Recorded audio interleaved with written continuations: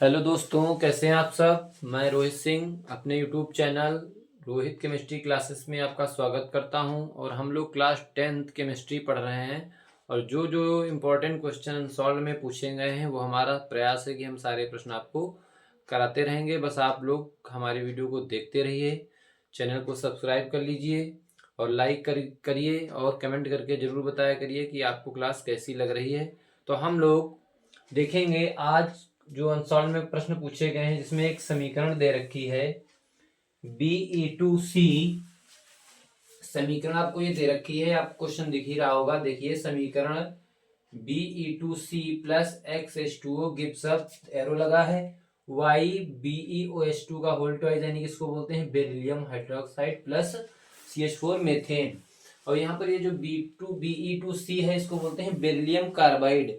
ये क्या है? बेरिलियम कार्बाइड है। और H2O बेरिलियम कार्बाइड और H2O आपस में क्रिया करके बेरिलियम हाइड्रोक्साइड और मेथेन बना रहे हैं। तो इसमें पूछा है x तथा y का मान क्रमशः होगा। और ऑप्शन में आपको दे रखा है पहला ऑप्शन की x का मान 2 होगा, y का मान 4 होगा, या x का मान 1 होगा, y का 2 होगा, या x का 4 होगा, y का 2 होगा, या x का 2 होगा और y का 1 होगा। क्रमशः मान x और y का पूछा है। तो सबसे पहले तो हमको यहाँ पर जो x और y हैं इनको हटाना है और रिएक्शन को क्या करना है, इसमें सबसे पहले रिएक्शन को संतुलित करना है। जब रिएक्शन हम लोग संतुलित कर लेंगे तो हमें पता चल जाएगा कि x और y की जगह पर कौन सा नंबर आ रहा है। ठीक है, तो हम लोग यहाँ पर समीकरण संतुलित करते हैं। समीकरण अगर हम लोग संतुलित करें, समीकरण संतुलित करते हैं हम लोग, देखते हैं।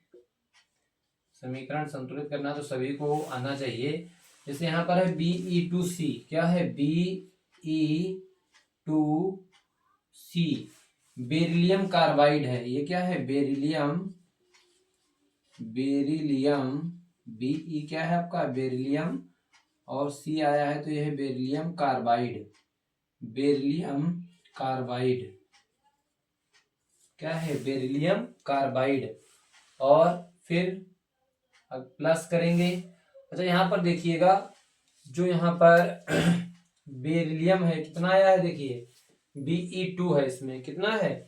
Be2 है। यहाँ पर बेरिलियम सिंगल ही है, तो इसका मतलब y के आगे 2 लगा देंगे। तो Be यहाँ पर तो 2 था ही, यहाँ पर भी B बेरिलियम कितना हो जाएगा? 2। तो जब यहाँ पर बेरिलियम 2 हो जाएगा तो यहाँ पर जो अब हमने H2O के आगे भी जगह छोड़ दी, x नहीं लिखा है क्योंकि x का मान हमें ऐसे पता चलेगा अभी।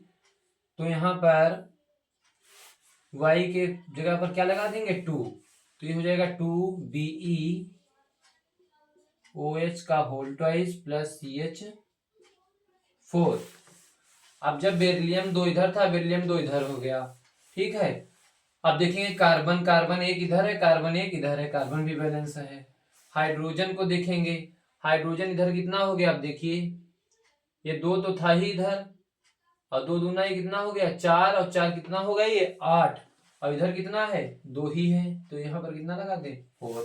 तो इस तरह से हाइड्रोजन भी 8 हो गया। अब ऑक्सीजन देख लीजिएगा, यहाँ पर ऑक्सीजन 4 आए हैं, यहाँ पर ऑक्सीजन कितना आया है? 2, और आगे 2 लगा है तो 4, तो ऑक्सीजन भी बैलेंस है। तो इस तरह से रिएक्शन बैलेंस हो गई। अब इसमें पूछा है x तथा y के मान क्रमशः होंगे। तो x पहले है तो x पहले, x का मान इसमें ऑप्शन में देखिए 2 और 4 किसमें मिल रहा है? जिसमें 2 और 4 मिल रहा हो और x का मान पहले दे रखा हो, x का मान पहले दे रखा हो। तो x का मान देखो यहाँ पर है, x का जगह पर हमने क्या लगाया है? 4 लगाया है। इसका मतलब 4 कहाँ है? यहाँ पर है। y की जगह हमने क्या लगाया है? 2। y कहाँ है? 2। तो इसका ऑप्शन C नंबर सही होगा। x का मान 4 होगा, x का मान कितना होगा? 4, और y का मान कितना होगा? यहाँ से y का मान कितना होगा? 2। तो 4 और 2 क्रमशः सी ऑप्शन में मिल रहा है, इसलिए रिएक्शन को ऐसे करेंगे। इस तरह से कोई भी प्रश्न आता है, कोई समीकरण दे दे, उसमें एक्स वाई या जेड किसी के भी मान पूछता है, तो हम लोग पहले उस रिएक्शन को नोट करके बैलेंस कर लेंगे। बैलेंस करने के बाद हम बता देंगे कि एक्स वाई या जेड जो भी उन्होंने अल्फाबेट यूज किए हैं उनका क्या मान होगा। ठीक है, ऑप्शन के हिसाब से देख के। तो इस तरह से ये प्रश्न था। जल्दी से स्क्रीनशॉट ले लीजिए, फिर अगला प्रश्न हम लोग देखते हैं। स्क्रीनशॉट ले लीजिए सभी लोग जल्दी। क्वेश्चन, मैग्नीशियम धातु का वायु में जलना एक उदाहरण है। इसमें पूछा है, कोई भी आपसे परिवर्तन पूछे जा सकते हैं, क्योंकि आपके परिवर्तन, भौतिक परिवर्तन और रासायनिक परिवर्तन आपके कोर्स में है। तो आपको भौतिक परिवर्तन और रासायनिक परिवर्तन से क्वेश्चन करने आपको आने चाहिए। जैसे यहाँ पर लिखा हुआ है, मैग्नीशियम धातु का वायु में जलना एक उदाहरण है। ऑप्शन में 4 बना रखा है। पहला ऑप्शन है भौतिक परिवर्तन का उदाहरण है ये, या रासायनिक परिवर्तन है, या उत्क्रमणीय अभिक्रिया है, या इनमें से कोई नहीं।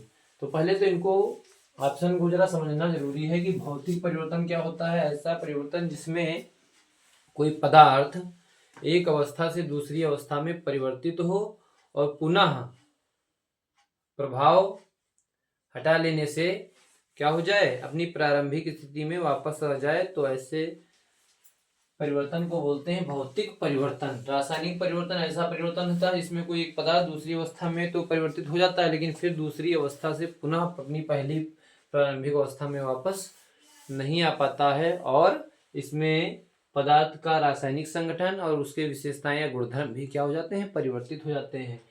अगला है उत्क्रमणीय अभिक्रिया। उत्क्रमणीय अभिक्रिया में भी ऐसी अभिक्रियाएं होती हैं जिससे अभिकारक से उत्पाद बनाया जा सके और जरूरत पड़ने पर या आवश्यकता पड़ने पर पुनः उत्पाद से अभिकारक प्राप्त किया जा सके। तो ऐसे जो परिवर्तन होते हैं उनको बोलते हैं उत्क्रमणीय परिवर्तन या उत्क्रमणीय अभिक्रिया। तो मैग्नीशियम धातु का वायु में जलना एक उदाहरण है, तो इसका सही ऑप्शन है रासायनिक परिवर्तन। कैसा ये परिवर्तन है, मैग्नीशियम धातु का वायु में जलना एक रासायनिक परिवर्तन, क्योंकि यहाँ पर मैग्नीशियम धातु वायु के साथ क्रिया करके मैग्नीशियम ऑक्साइड बना लेती है, और जो पुनः मैग्नीशियम में परिवर्तित नहीं होता है। और रिएक्शन इसकी देख लेंगे आप। आंसर तो इसका रासायनिक परिवर्तन ही है, और इसका जो सोल्यूशन या हल है इसमें ऐसे होता है कि जब मैग्नीशियम है आपकी Mg, और ये क्रिया किसके साथ कर लेती है, ऑक्सीजन के साथ, क्योंकि लिखा है मैग्नीशियम धातु का वायु में जलना।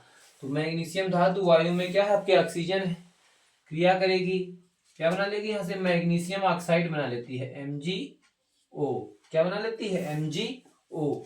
अब यहाँ पर देख रहे हैं ऑक्सीजन 2 है, तो यहाँ पर आगे हम लगा देंगे क्या, 2। यहाँ पर जब 2 मैग्नीशियम हो गया तो यहाँ पर मैग्नीशियम भी 2 ले लेंगे। ठीक है, इस तरह से रिएक्शन को बैलेंस कर लेंगे। तो मैग्नीशियम और ऑक्सीजन क्रिया करके मैग्नीशियम ऑक्साइड बना लेते हैं, जिससे इनका रासायनिक संगठन,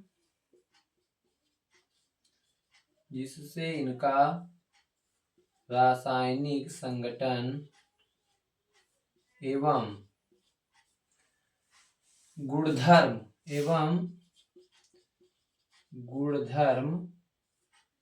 परिवर्तित हो जाता है। गुणधर्म परिवर्तित हो जाता है। गुणधर्म परिवर्तित हो जाता है किसका, मैग्नीशियम का। मैग्नीशियम ही धातु तो वायु में जल रही है, तो मैग्नीशियम जब वायु के साथ जलेगी तो मैग्नीशियम ऑक्साइड बना लेती है, जिससे मैग्नीशियम का रासायनिक संगठन एवं गुणधर्म परिवर्तित हो जाते हैं, और ऐसे परिवर्तन को हम लोग बोलते हैं रासायनिक परिवर्तन। अगली रिएक्शन आपके सामने लिखी है, Fe2O3 + 2 एल्यूमिनियम 2Al, एरो लगा है, Al2O3 एल्यूमिना बना और आयरन उत्पाद के रूप में प्राप्त हुआ। तो पूछ रहा है यह अभिक्रिया किस प्रकार की है। तो ऑप्शन में है पहला ऑप्शन संयोजन अभिक्रिया, या इसी को योगात्मक अभिक्रिया बोलते हैं, या इसी को संकलन अभिक्रिया भी बोलते हैं। जो ऑप्शन आपका संयोजन अभिक्रिया के नाम से पड़ा हुआ है, इसे ही संयोजन अभिक्रिया को ही योगात्मक अभिक्रिया और संकलन अभिक्रिया कहते हैं। हमने अभिक्रिया और अभिक्रिया के जब प्रकार पढ़ाए थे तो आप वो वीडियो देख सकते हैं, उसमें हमने सारी रिएक्शन पढ़ाई है। फिर अगला ऑप्शन है द्विविस्थापन अभिक्रिया है, डबल डिस्प्लेसमेंट रिएक्शन है, विस्थापन रिएक्शन यानी डिस्प्लेसमेंट रिएक्शन, और वियोजन यानी डिसोसिएशन रिएक्शन। तो संयोजन अभिक्रिया, द्विविस्थापन अभिक्रिया, विस्थापन अभिक्रिया और वियोजन अभिक्रिया पढ़ने के लिए आप हमारा पिछला वीडियो देख लीजिए, जिससे कि आपको कॉन्सेप्ट क्लियर हो जाएगी। इस रिएक्शन को आप तुरंत पहचान लेंगे अगर आप पिछला वीडियो पढ़े होंगे तो, क्योंकि वहां पर संयोजन अभिक्रिया में हमने बताया था कि जब क्या होता है, 2 या 2 से अधिक पदार्थ आपस में मिलकर एक उत्पाद बनाते हैं, एक उत्पाद का निर्माण करते हैं, एक नए उत्पाद का निर्माण करते हैं, तो उसको बोलते हैं संयोगात्मक अभिक्रिया या संयोजन अभिक्रिया या योगात्मक अभिक्रिया या संकलन अभिक्रिया। तो यहाँ पर ऐसा तो कुछ है नहीं कि दो अभिकारक मिलकर एक उत्पाद बना रहे हैं और पर दो चीजें प्राप्त हो रही, तो ये संयोजन है नहीं। द्विविस्थापन अभिक्रिया वो अभिक्रिया होती है जिसमें अभिकारकों के आयन का आदान प्रदान होता है, तो यहाँ पर अभिकारक के आयन का भी आदान प्रदान नहीं हो रहा है, इसलिए द्विविस्थापन अभिक्रिया भी नहीं है, संयोजन अभिक्रिया भी नहीं है। विस्थापन अभिक्रिया, विस्थापन अभिक्रिया ये है, क्यों? क्योंकि देख रहे हो यहाँ पर Fe2O3 के एल्यूमिनियम से जब क्रिया हो रही है तो जो एल्यूमिनियम है वो Fe2O3 यौगिक से क्या कर रहा है, Fe को बाहर कर दे रहा है, आयरन को बाहर कर दे रहा है और खुद ऑक्सीजन के साथ क्रिया कर रहा है, Al2O3 बना रहा है। इसका मतलब एल्यूमिनियम जो है वो अधिक क्रियाशील है आयरन की अपेक्षा, और जब कोई अधिक क्रियाशील धातु होती है तो वो अपने से कम क्रियाशील धातु को विस्थापित कर देती है, और यही यहाँ पर हुआ है, आयरन देखो विस्थापित हो गया है। तो ये अभिक्रिया जो है कौन सी है, विस्थापन अभिक्रिया। ऑप्शन कौन सा सही है, थर्ड, तीसरा ऑप्शन सही है, विस्थापन अभिक्रिया है। वियोजन अभिक्रिया इसलिए नहीं है क्योंकि वियोजन अभिक्रिया हमने आपको पढ़ा रखा है, वियोजन अभिक्रिया में जब कोई एक अभिकारक एक से अधिक उत्पाद में टूटता है तो उसको बोलते हैं वियोजन होना या वियोजित होना, तो ये वियोजन भी नहीं है, इसलिए ये अभिक्रिया कैसी है, विस्थापन अभिक्रिया है। जल्दी से स्क्रीनशॉट ले लीजिए, फिर अगले क्वेश्चन देखते हैं। देखेंगे हम लोग, नीचे दी गई अभिक्रिया के संबंध में कौन सा कथन असत्य है वो ढूंढना है, छांटना है। और यहाँ पर आपके सामने रिएक्शन बनी हुई है, लेड ऑक्साइड PbO सॉलिड अवस्था में है, ब्रैकेट में S लिखा है, ठोस अवस्था में है। यहाँ पर कार्बन रिएक्शन में भाग ले रहा है, अभिक्रिया में भाग ले रहा है, ये भी सॉलिड अवस्था में है, और लेड बन रहा है सॉलिड अवस्था में, और कार्बन डाइऑक्साइड गैस बन रही है। तो यहाँ पर लेड ऑक्साइड और कार्बन की क्रिया हो रही है, लेड बन रहा है और कार्बन डाइऑक्साइड बन रही है। पूछ रहा है दी गई अभिक्रिया के संबंध में कौन सा कथन असत्य है। ये चार ऑप्शन आपको दे रखे हैं, इनमें से चार में से आपको ये छांटना है कि कौन सा कथन असत्य है यानी गलत है। तो पहले गलत छांटने से अच्छा हम लोग पहले सही वाले छांट लेते हैं, तो जो बचेंगे वही वाले क्या होंगे, गलत होंगे इसमें कथन। तो देखेंगे पहला जो कथन कह रहा है इनका, सीसा अपचयित हो रहा है। तो जरा यहाँ पर देखिएगा, सीसा क्या अपचयित हो रहा है, देखिए पीबी, सीसा को क्या बोलते हैं, पीबी, और क्या पीबी ही पीबी में अपचयित हो रहा है, ऐसा तो नहीं। अपचयन की परिभाषा क्या होती है, अपचयन की परिभाषा यह होती है कि या तो हाइड्रोजन जुड़ रहा हो या ऑक्सीजन का ह्रास हो रहा हो। तो यहाँ पर देखो, अगर लेड खाली लेड में परिवर्तित हो रहा होगा तो ऐसा तो होगा नहीं, यानी कि यहाँ पर ये PbO जो है वो लेड में क्या हो रहा है, अपचयित हो रहा है। तो यहाँ पर सीसा अपचयित हो रहा है तो सीसा नहीं अपचयित हो रहा है। यहाँ पर कौन अपचयित हो रहा है, लेड ऑक्साइड, PbO काहे में अपचयित हो रहा है, Pb में। तो यहाँ पर देख रहे हैं लेड ऑक्साइड अपचयित हो रहा है, तो ये ऑप्शन सही है, ये ऑप्शन क्या है, सही है।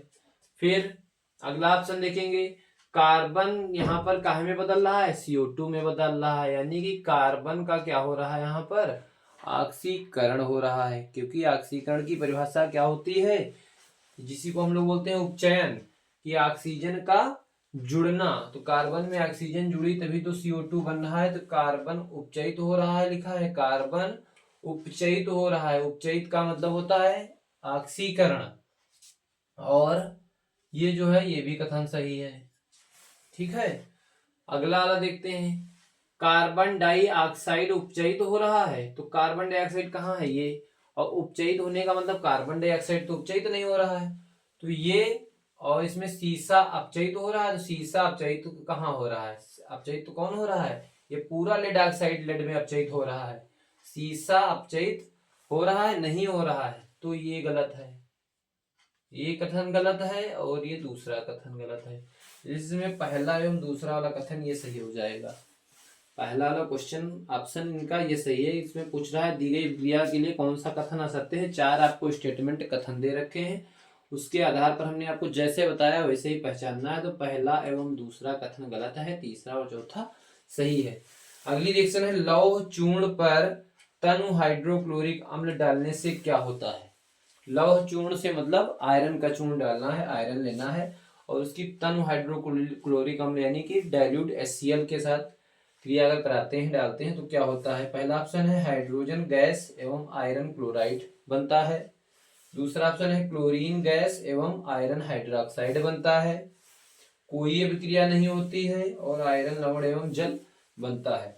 तो इसमें जो ऑप्शन क्या होगा, क्या बनेगा इन चार ऑप्शन में से, देखो कोई अभिक्रिया नहीं होती है तो ऐसा तो संभव नहीं है कि आयरन और HCl क्रिया करे कुछ बने ना, तो ऐसा संभव है नहीं, ये ऑप्शन पहले ही निकाल देंगे बाहर। आयरन लवण बनेगा और जल बनेगा, ऐसा भी नहीं होगा, क्योंकि जब भी लोहा हाइड्रोक्लोरिक अम्ल से क्रिया करेगा तो हाइड्रोजन गैस जरूर निकलेगी। तो हाइड्रोजन गैस वाला इसमें ऑप्शन देखिए पहला ही ऑप्शन है, बाकी किसी ऑप्शन में हाइड्रोजन गैस नहीं है, इसमें क्लोरीन गैस निकल रही है और आयरन हाइड्रोक्साइड बन रहा है, तो ये भी नहीं बनेगा। तो इस तरह से तीनों ऑप्शन गलत हो गए, जो बचा पहला ऑप्शन वही सही है।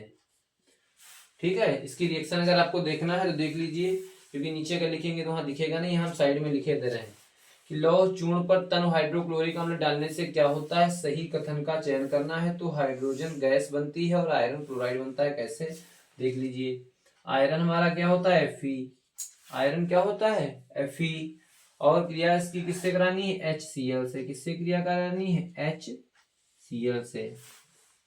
क्या बनेगा देख लीजिए, यहाँ पर आयरन की क्रिया किससे कराई गई है HCl से, तो आयरन क्लोराइड बनेगा यानी FeCl2 बनेगा, FeCl2 बनेगा। जब वहां पर क्लोरीन 2 है, आयरन क्लोराइड का सूत्र होता है FeCl2, तो यहाँ पर क्लोरीन 1 है तो आगे लगा देंगे 2, और जब आगे 2 लगा देंगे तो फिर क्या हो जाएगा, देखो यहाँ पर आयरन 1 है, यहाँ आयरन 1 है, और फिर FeCl2 बच कौन रहा है, 2 हाइड्रोजन बच रहे हैं, वही यहाँ पर जो है H2 गैस के रूप में मुक्त होती है। तो जब भी लौह चूर्ण या आयरन की क्रिया हम कराएंगे Cl के साथ, हाइड्रोक्लोरिक अम्ल के साथ, तो आयरन क्लोराइड FeCl2 और हाइड्रोजन गैस मुक्त होती है। तो पहला ही ऑप्शन सही है, हाइड्रोजन गैस मुक्त हो रही है और आयरन क्लोराइड बन रहा है। ठीक है, इसीलिए पहला ऑप्शन बिल्कुल राइट है। तो ये कुछ महत्वपूर्ण प्रश्न थे जो आपसे पूछे जाते हैं एग्जाम में। पहला चैप्टर जो था रासायनिक अभिक्रियाएं एवं समीकरण वाला चैप्टर, उससे इंपॉर्टेंट क्वेश्चन हम लेकर चल रहे हैं जो एग्जाम में पूछे जा रहे हैं, पूछे जाते हैं। तो आप लोग साथ में हमारे नोट बनाते रहिए, नोट्स, और इन क्वेश्चन को आसानी से समझते रहिए, और वीडियो को लाइक कर दीजिए, चैनल को सब्सक्राइब कर लीजिए, और अपने दोस्तों में वीडियो जरूर शेयर किया करिए, और ये कमेंट करके जरूर बताएं कि आपको वीडियो कैसी लगी। Thank you for watching this video.